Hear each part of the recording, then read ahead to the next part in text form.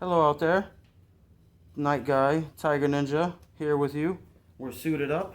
We're getting ready to head out onto the battlefield, but we wanted to do a quick weapons review, training weapons review, mainly on this piece here. We're going to do some comparisons, but this is the Red Dragon Armory, another nylon sparring sword. This is just the single-handed, as opposed to the hand and a half that I recently did a review on, if you can see that one. I'm a big fan of arming swords, single-handed, hand and a half, just because typically they're a little easier to wear and still operate with a shield or a spear, and it doesn't really get in the way of your movements too much because you don't have a big old handle. See, if I have this one on, it sits right about here. Alright, whereas opposed to carrying the longer option, which is the, bastard sword design, I'm a little bit higher now. I'm looking to also get a dedicated longsword, a feather short version of these nylon swords, but I'm not sure if I'm going to get it. I've been having some problems with the seller, obviously. But in this situation, I didn't have any problems with the seller. This one I got straight from Amazon, came in a few days. I'm just going to do a brief description of the sword. It's about 34 inches, I want to say, on the length of the blade, maybe a little bit longer. Obviously, just single-handed. You get a little simple cross guard that has these little spheres kind of on the end there. Different from the cold steel. Definitely different from the cold steel. Yeah, these are a big time difference. More elegant. You can see from the other one, it is a little bit thinner. The crossguard doesn't come out as far. But I think you'd still get pretty good hand protection. They also had the option of getting one with a full basket hilt on it. And I might still try that one later. But me personally, I like having the option to get my second hand on there. Even though you can't really get a full hand on there, you could kind of hold the pommel. It gives you room to operate similar to what you do with a regular longsword. So, that's why I'm a big fan of this sword design. I feel if you're into historical weapons, European broadswords that is, then this one, actually should be for you. I know a lot of people, when they think of longsword training, it's much bigger swords. When they think of broadsword training, everyone favors the longsword. You get nice two hands on it. It is nice to use, but to me, I would say that's more of a dueling scenario normally. This is the weapon of the trooper, of the soldier. When you're moving, this one will be a lot easier to carry, I think, personally. Yeah, long swords do drain the tank a little faster. Not just that, I mean, just operating. If I had a shield, this would be the one that I want to use with the shield.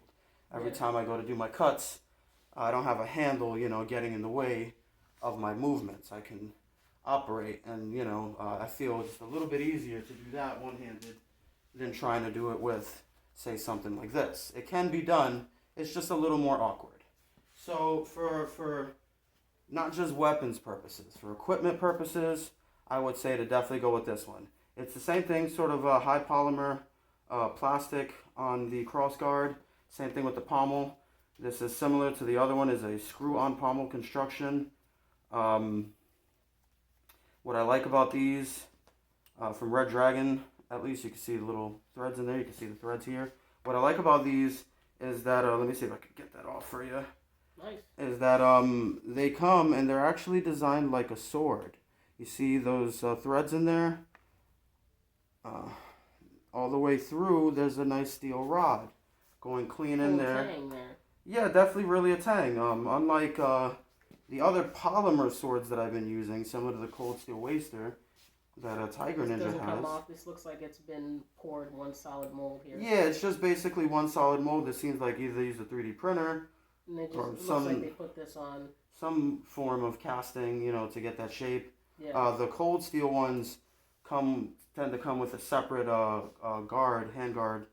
That's a different piece. A lot of the other ones that I have are just one solid piece of polymer, and I'm assuming that's definitely why we're having the problems with the weight and the balance. Yeah. As you can just see, this one is a lot heavier than that one.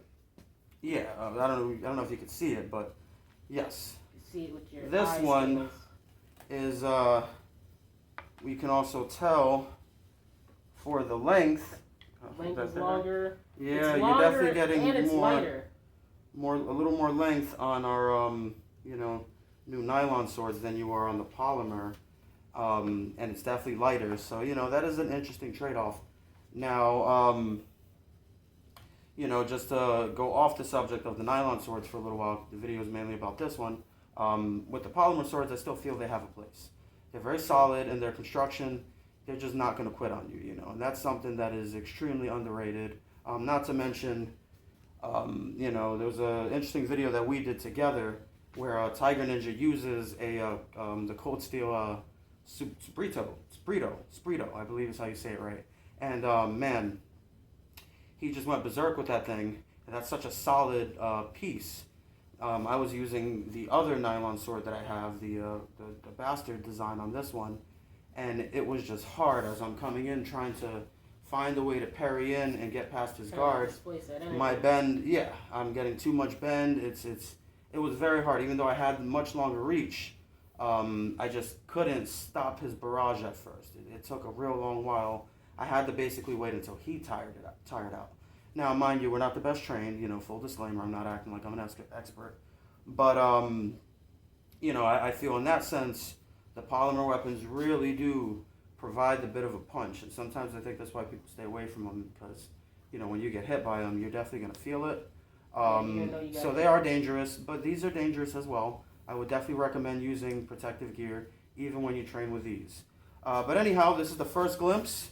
I want you to see it one last time, and it's unused, no damage state, because that's the last time you're going to get to see it like that, because we're about to head out and do some training.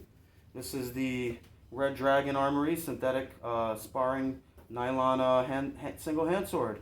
All right, let me know what you guys think of this one. Looking forward to getting a few more of these, maybe even trying the basket hilt. Another main thing that I like about these, I don't know if it extends to the longer handled swords, is that they're interchangeable as far as the guard and the pommel. I've seen that if I wanted to, I could get a Viking styled, which would be a little less elaborate, maybe just a small bar here and here. I could put a basket hilt on this one. So that's something, I may look into doing. Let me know what you think about that, all right? Thank you guys for watching. Join us on the battlefield, please. Thank you.